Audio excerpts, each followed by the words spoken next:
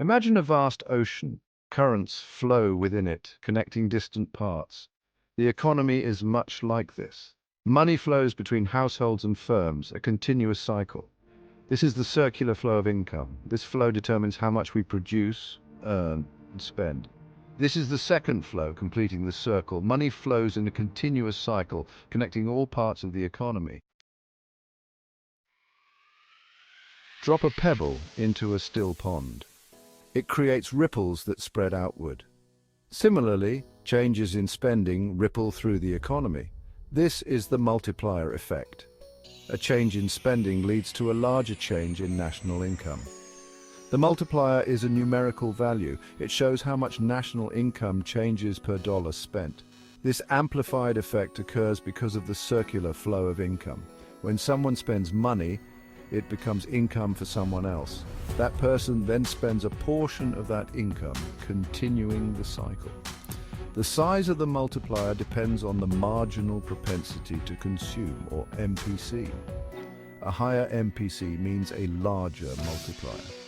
The multiplier effect is a powerful force in the economy.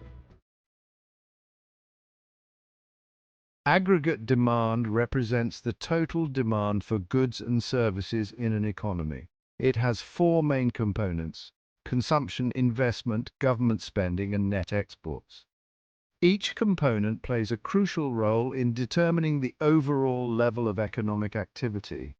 Consumption is the largest component of aggregate demand. It refers to the total spending by households on goods and services. Several factors influence consumption levels. These include disposable income, interest rates, and consumer confidence.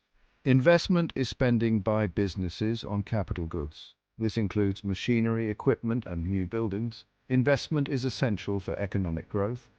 Factors like interest rates, business confidence, and technological advancements influence investment decisions. Government spending includes all expenditures by the government on goods and services. This includes spending on infrastructure, education, and defense. Government spending can be a powerful tool to stimulate the economy, especially during downturns.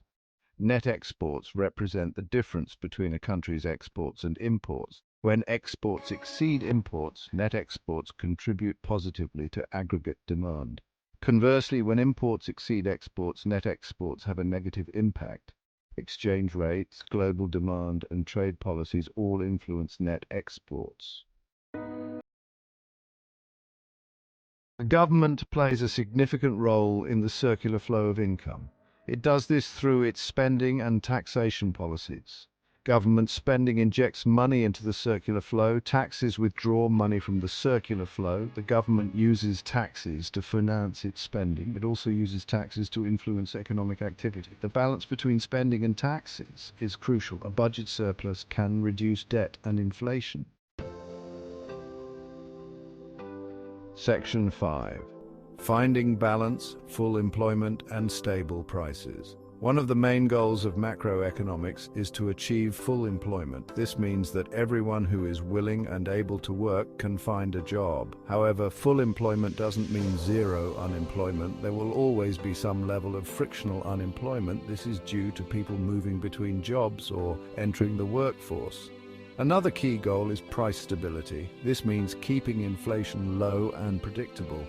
High inflation erodes purchasing power and creates uncertainty in the economy. When an economy achieves both full employment and price stability, it's said to be in a state of macroeconomic equilibrium. This is where the aggregate demand for goods and services equals the aggregate supply.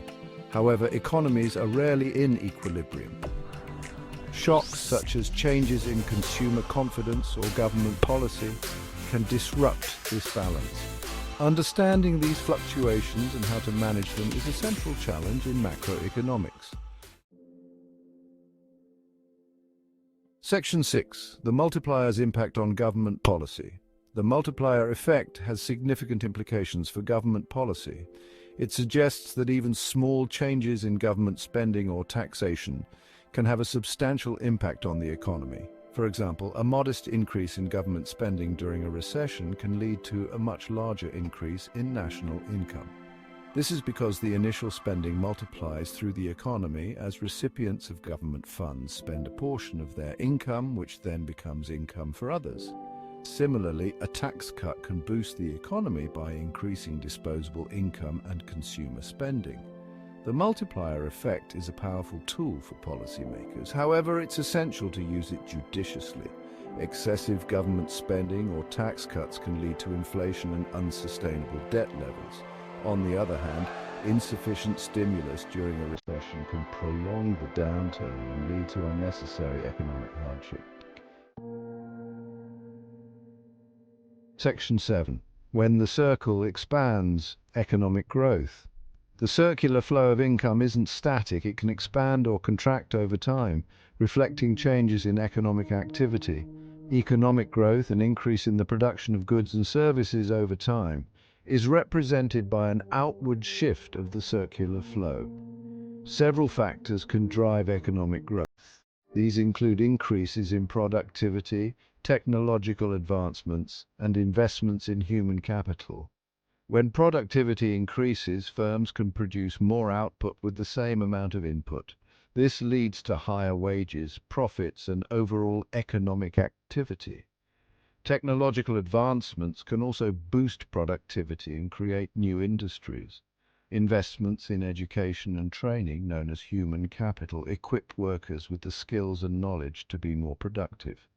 Economic growth is essential for improving living standards and addressing economic challenges. It allows for higher incomes, more job opportunities, and increased government revenue to fund public services. However, it's crucial to ensure that economic growth is sustainable and benefits all members of society. Section 8. External shocks and the circular flow. The circular flow of income doesn't exist in isolation. It's subject to external shocks that can disrupt the delicate balance of the economy. These shocks can originate from various sources, including global economic downturns, natural disasters, or political instability. For example, a global recession can reduce demand for a country's exports. This leads to a decline in net exports, which can ripple through the circular flow, reducing aggregate demand and slowing economic growth. Similarly, a natural disaster can disrupt production and supply chains. This leads to higher prices and reduced output, impacting both households and firms. Political instability can create uncertainty and undermine investor confidence. This can lead to a decline in investment, which can slow economic growth. Understanding the potential impact of external shocks is crucial for policymakers. It allows them to develop strategies to mitigate the negative effects and promote economic resilience. Section 9. The circular flow in a globalized world. In today's interconnected world, the circular flow of income extends beyond national borders. Globalization has led to an unprecedented level of integration in trade, finance, and labor markets. This has profound implications for how economies function. International trade means that goods and services flow between countries. This affects the net exports component of aggregate demand. A surge in demand for a country's exports can boost its economy. Conversely, a decline in global demand can have a negative impact. Foreign direct investment, where firms invest in production facilities or acquire companies in other countries, can also influence the circular flow. It can create jobs and boost economic growth. However, it can also lead to job losses in the home country if production is shifted overseas. Globalization has made the circular flow of income more complex and interconnected. It has also created opportunities and challenges for policymakers as they navigate a rapidly changing global landscape. Section 10. Understanding our economic ecosystem. The circular flow of income is a powerful framework for understanding the interconnectedness of the economy. It shows how money flows between households, firms, the government, and the rest of the world. Just like in a natural ecosystem, changes in one part of the circular flow can have ripple effects throughout the system. The multiplier effect highlights this interdependence, demonstrating how even small changes in spending can lead to significant shifts in economic activity. Understanding the circular flow is essential for policymakers. It can help them design policies that promote sustainable economic growth, full employment, and price stability.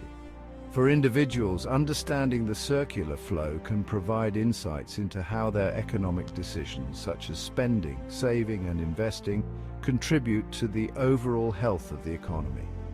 By grasping the fundamental principles of the circular flow, we can better understand the forces that shape our economic lives and make informed decisions that contribute to a more prosperous future.